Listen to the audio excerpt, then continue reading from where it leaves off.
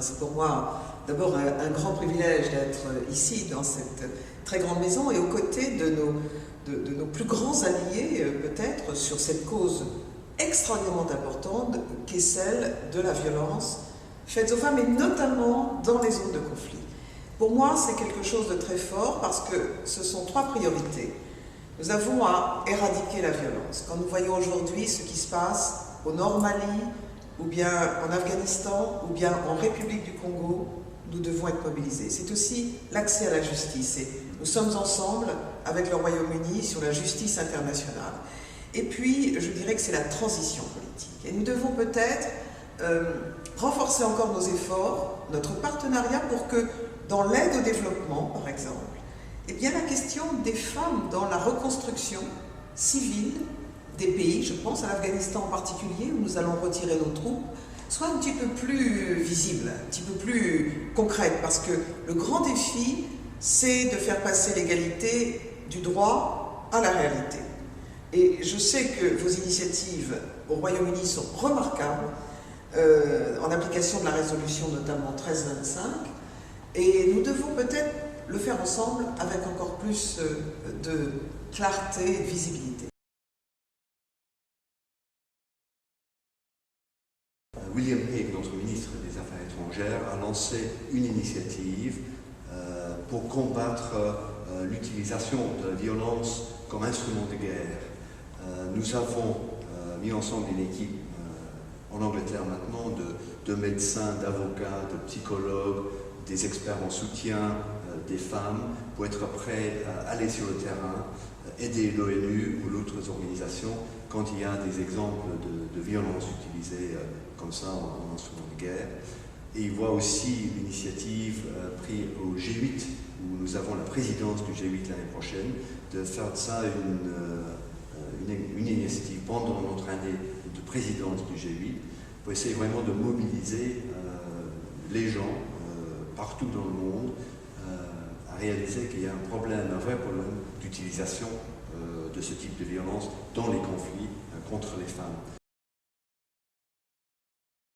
C'est une initiative formidable et j'en félicite votre ministre des Affaires étrangères parce que aujourd'hui, nous voyons bien tous les jours les conflits exacerbent les violences de genre, exacerbent les stéréotypes, exacerbent les pratiques néfastes et vont jusqu'à l'inimaginable. Au Nord Mali aujourd'hui, les rapports de l'ONU sont effrayants. Que pouvons-nous faire? Je crois que cette initiative est excellente. Nous serions très heureux d'ailleurs peut-être d'organiser une réunion à Genève lors de notre session SIDO avec les représentants de cette équipe. Ce serait une très belle occasion. Et puis, je pense que ce partenariat, à partir de cette mobilisation du Royaume-Uni, celle de la France et d'autres pays, devrait créer une task force, si je puis dire, internationale pour aller plus loin aujourd'hui, c'est-à-dire non seulement condamner naturellement, mais agir. Et nous avons besoin d'agir. Particulièrement dans les pays où se font des transitions politiques plus ou moins bien assurées. Il faudra de toute façon que nous soyons plus vigilants encore sur les opérations de réconciliation, de vérité, de justice, et puis surtout que, comme on le voit, y compris en Syrie aujourd'hui, les civils et les femmes ne soient pas effectivement des cibles.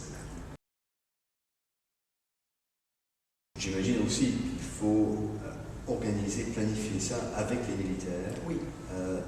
Pour s'assurer qu'au moment qu'on imagine une action de stabilisation, on prenne en compte aussi les risques des violences contre les femmes aussi, que ça fait partie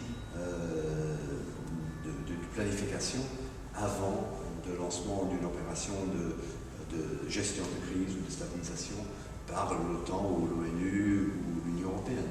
Vous avez tout à fait raison. D'ailleurs, personnellement, je préconise beaucoup ce partenariat entre l'OTAN, les experts de l'ONU, l'Union européenne et certains pays comme le vôtre.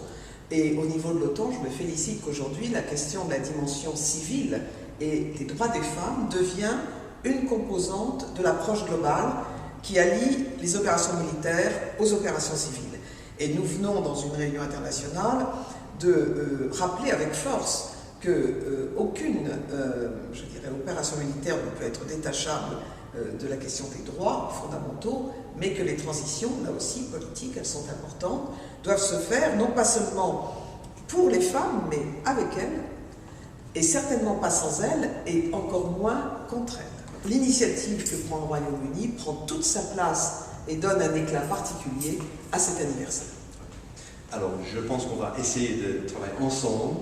Vous êtes maintenant vice-président de l'Union parlementaire de l'OTAN aussi. Ça vous donne peut-être encore une plateforme Absolument. pour prévoir Oui. ce type d'initiative, madame. Et une bonne articulation, une bonne double vue, et surtout la recherche de la cohérence et de l'efficacité, tant au niveau des principes que du terrain. Et je connais parfaitement la façon dont fonctionne la politique de développement et coopération dans votre pays. C'est pour nous un très bel exemple. Et je pense que cela me fait très plaisir que nous parlions de ce projet, parce que je pense que votre détermination, appuyée sur d'autres pays, le cas échéant, pourrait être un signal très fort pour le reste du monde. Parfait. Merci bien, madame la députée Nicole Amélie. Merci, On va monsieur travailler l'ambassadeur. ensemble. Merci beaucoup.